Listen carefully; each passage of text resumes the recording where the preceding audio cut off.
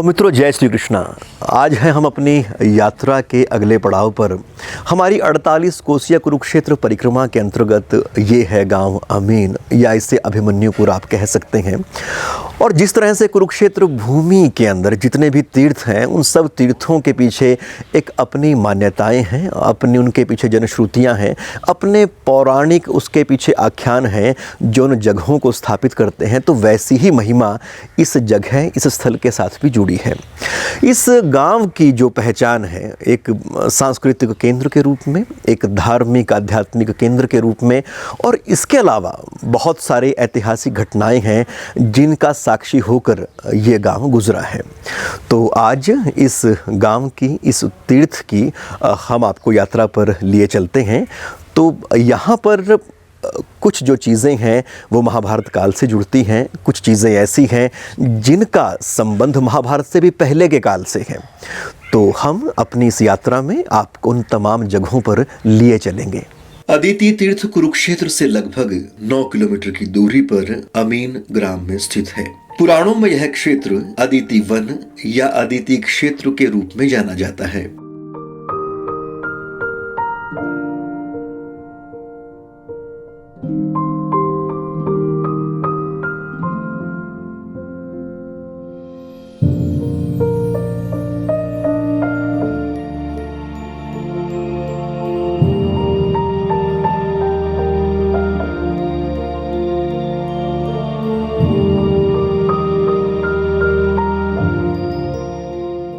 वामन पुराण में कहा गया है कि यहाँ स्नान करके एवं देवताओं की माता अदिति का दर्शन करने वाली स्त्री सभी दोषों से मुक्त हो जाती है और शूरवीर पुत्र को जन्म देती है। कहा जाता है कि इसी स्थान पर देव माता अदिति ने सहस्त्रों वर्षों तक तपस्या करके मार्तंड यानी आदित्य को पुत्र रूप में प्राप्त किया था। मार्तंड ने दानवों को युद्ध में पराजित कर अपने भाई इंद्र को पुनः स्वर्ग का सिंहासन सौंपा था।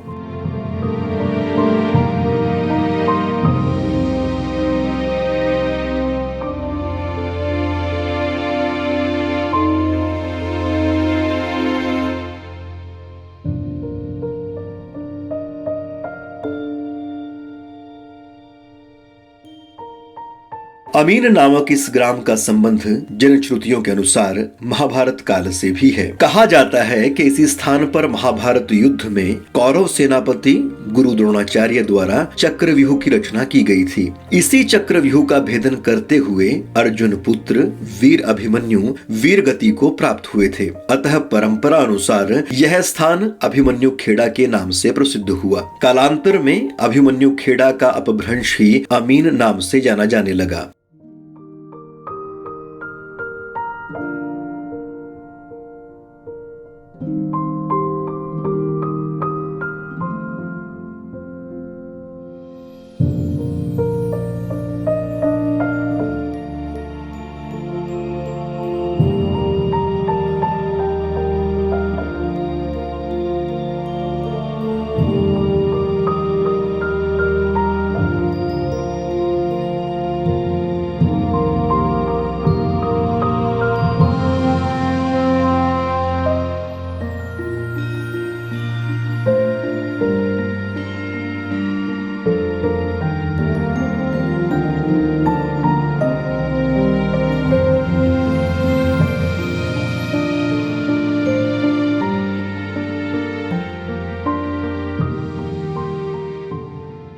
स्थानीय लोग यहाँ स्थित विशाल पुरातात्विक टीले को ही चक्रव्यूह के अवशेष मानते हैं। यहाँ स्थित सरोवर को सूर्य कुंड भी कहा जाता है। कुरुक्षेत्र भूमि में अन्यत्र भी कई सूर्य कुंड मिलते हैं जो कि इस क्षेत्र में प्राचीन काल में ही प्रचलित सूर्य उपासना के महत्व को संकेतिक करते हैं।